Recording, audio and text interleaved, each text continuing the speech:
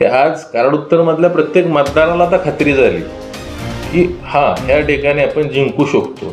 आणि त्या दृष्टिकोनातून ह्या लोकसभेला जे काय बरोबरीत जे काय घेतलेलं मतदान आहे हे फार अतिशय गरजेची गोष्ट पुढच्या विधानसभेसाठी होती असं मला वाटतंय। आणि 100% आता हा जो काही विश्वास आहे या विश्वासाच्या जोरावर येणारी विधानसभा अगदी कमीत कमी 25,000 मताच्या मताधिक्यानं आपण जिंकू अशा पद्धतीची खात्री मला या ठिकाणी। नमस्कार, लोकराज्य न्यूज 1 मध्ये आपलं स्वागत। काल लोकसभेची निवडणूक पार पडली आणि सातारा जिल्ह्यामध्ये राष्ट्रवादीचा बालेकिल्ला म्हणून ओळखला असणारा सातारा जिल्ह्यामध्ये भाजपचं कमळ फुललं। बोलण्यासाठी आपल्यासोबत आहेत कराड उत्तरचे विधानसभा निवडणूक प्रमुख मनोजदादा घोरपडे। दादा नमस्कार। नमस्ते। पहिल्यांदा आपलं अभिनंदन की पहिल्यांदाच राष्ट्रवादीचा बालेकिल्ला म्हणून ओळख असणाऱ्या या सातारा जिल्ह्यामध्ये भाजपचं कमळ फुललं। आम्ही पाहत होतो की पहिल्या खूप ताकदीनं आपण या कराड उत्तरमध्ये 2-2.5 महिने आता निवडणुकीच्यात पळत होता। 10 वर्षापासून आपण लोकांच्या आहातच। काय सांगाल की मागची झालेली निवडणूक आणि ह्या निवडणुकीमध्ये काय फरक आहे, काय सांगाल आपण याबद्दल? आज जर आपण बघितलं तर मागच्या निवडणुकीचे संदर्भ जर घेतले तर जवळपास कराड उत्तर विधानसभा मतदारसंघामध्ये 53,000 मतांचं लीड या ठिकाणी भारतीय जनता पार्टीच्या उमेदवारावर होतं। परंतु यावेळेला फार चांगल्या पद्धतीचं नियोजन मागच्या 5 वर्षामध्ये आम्ही केलेलं आहे। जवळपास 10 वर्ष झालं भारतीय जनता पार्टी रुजवण्याचं काम आम्ही कराड उत्तर विधानसभा मतदारसंघामध्ये करतोय। आणि जे काय तिथं आता जी नवीन फळी तयार झालेली आहे, नवीन कार्यकर्त्यांनी या ठिकाणी बदलाच्या दिशेनं जी काय भूमिका घेतलेली आहे आणि त्याला मिळणारी जी काय मतदारांची साथ आहे ही फार चांगल्या पद्धतीची साथ असल्यामुळं उत्तरमध्ये कराड उत्तरमधील मताधिक्य संदर्भात अनेक राजकीय धुरंधर असतील, गावोगावी चर्चा होते की कराड उत्तरमध्ये राष्ट्रवादीचं लीड असणार भाजपवरती, 25,000 असेल 30,000। यावेळेलाही ती चर्चा मोठ्या स्वरूपात होत होती आणि ते चर्चेचे सगळे दावे तुम्ही फोल ठरवले, भाजपनं कराड उत्तरच्या भाजपनं फोल ठरवले।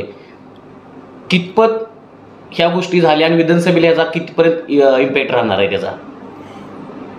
बऱ्याच वेळा मागचे संदर्भ प्रत्येक गोष्टीमध्ये घेतले जातात, परंतु मागच्या इलेक्शनला मी अपक्ष त्या ठिकाणी विधानसभा निवडणूक लढवली होती आणि त्या परिस्थितीमध्ये कराड उत्तरमध्ये 53,000चं लीड होतं।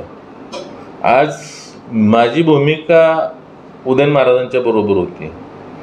त्याचबरोबर जे काय मी या 5 वर्षामध्ये जे काय आणखी काय काम केलेलं आहे, मग त्या ठिकाणी तारळे लिंक कॅनॉलचा जो काही विषय आहे, जी मगाशी मी म्हटलं की मसूर विभागासाठी अतिशय वरदायिनी योजना आहे ती, त्याच पद्धतीनं कोपर्डे हवेली असेल, ओगलेवाडी या विभागामध्ये आज अत्यंत तीव्र अशा पद्धतीचा दुष्काळ होता आणि त्यामध्ये महेश शिंदे उपाध्यक्ष झाल्यानंतर या योजनेला गती देऊन या माध्यमातून लोकांना आजपर्यंत ती योजना चालू झाल्यापर्यंत आजपर्यंत त्या ठिकाणी पाणी कंटिन्यू चालू आहे।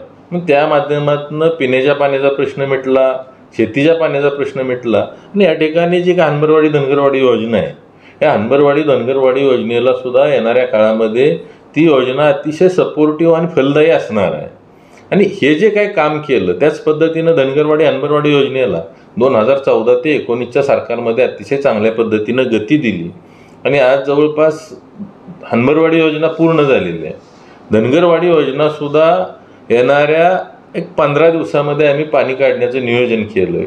आणि ज्या वेळेला हा प्रलंबित विषय या ठिकाणी या महायुतीच्या सरकारच्या माध्यमातून मार्गी लागत आहेत हे बघितल्यामुळं लोकांच्यामध्ये एक अतिशय वेगळ्या पद्धतीची सकारात्मक ऊर्जा या ठिकाणी भारतीय जनता पार्टीच्या माध्यमातून या ठिकाणी तयार झाली आणि त्याचा परिपाक म्हणून काल सर्वच जण म्हणायचे की किमान 20,000 25,000चं लीड असेल, परंतु आम्ही ग्राउंडला काय काम केलं आहे आम्हाला माहीत होतं। त्यामुळे आम्ही वरिष्ठांना आमच्या पक्षाच्या सांगितलं होतं की आम्ही यावेळेला किमान बरोबरीची मतं आपल्याला 100% देऊ आणि त्या ठिकाणी लोकांनी त्या पद्धतीनं साथ केली।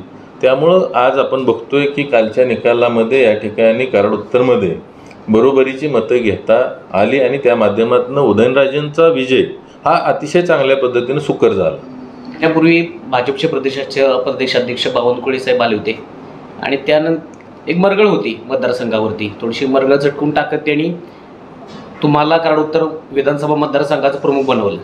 त्यानंतर काय लोकांच्यात चेतना झाली, अनेक कार्य उत्स्फूर्तपणे पडले, पंचायत राज असेल, अनेक गोष्टी तुमच्यामध्ये कराड उत्तरमध्ये बदलत गेल्या आणि त्याचंही फळ झालं की कालचा सामना जे निवडणूक होती त्यामध्ये मताधिक्य तुम्ही बरोबरीत सोडवलं. भविष्यात येणाऱ्या विधानसभेला कशा पद्धतीने आपली स्ट्रॅटर्जी असणार आहे, काय पद्धतीने आपण हे होणार आहे, लोकांपर्यंत जाणार आहे? आजपर्यंत जर आपण बघितलं तर मागच्या 10 वर्षामधील आमच्या कामाची जी काही पद्धत आहे ते आपण सर्वजण पाहताय. इलेक्शन पुरतं आपण त्या ठिकाणी लोकांच्यात जाणं येणं असं न ठेवता एक 5 वर्ष कंटिन्यू एक लोकांच्यासाठी समाजासाठी समाजसेवा करणं असेल आणि 10% राजकारण 90% समाजकारण या भूमिकेतून आजपर्यंत जी काय या ठिकाणी कार्यकर्त्यांची फळी बांधली, त्या कार्यकर्त्यांच्या फळीच्या माध्यमातून खरं तर आज आपल्याला इथपर्यंत येता आलेलं आहे. आणि येणारी विधानसभा हे आज कराड उत्तरमधल्या प्रत्येक मतदाराला आता खात्री झाली की ह्या ठिकाणी आपण जिंकू शकतो. आणि त्या दृष्टिकोनातून ह्या लोकसभेला जे काय बरोबरीत जे काही घेतलेलं मतदान आहे हे फार अतिशय गरजेची गोष्ट पुढच्या विधानसभेसाठी होती असं मला वाटतंय. आणि 100% आता हा जो काही विश्वास आहे या विश्वासाच्या जोरावर येणारी विधानसभा अगदी कमीत कमी 25,000 मताच्या मताधिक्यानं आपण जिंकू अशा पद्धतीची खात्री मला या ठिकाणी आहे. कराड उत्तरचं राजकारण हे ऊसावरती चालतं असं म्हणतात, पण यावेळेला मतदारांनी पूर्णपणे अशा सगळ्या फोल ठरवल्या आणि महायुतीला चांगलं मताधिक्य दिलं इथं आणि सामना बरोबरीत सोडवला. काय सांगाल भविष्यातलं जे राजकारण असेल ते कितपत ऊसावरती असणार आहे? तुमचा जो प्रश्न आहे हा अतिशय महत्त्वाचा विषय आहे. कारण आजपर्यंत जर तुम्ही बघितलं तर या ठिकाणी इथल्या विद्यमान लोकप्रतिनिधींना लोकांनी आमदार म्हणून कधीही स्वीकारलेलं नव्हतं. परंतु साखर कारखानदारीच्या माध्यमातून एक थोडंसं त्यांचे मग कामगार असतील, शेतकरी असतील यांच्या माध्यमातून पकड ठेवण्याचं काम आजपर्यंत त्यांनी केलं होतं.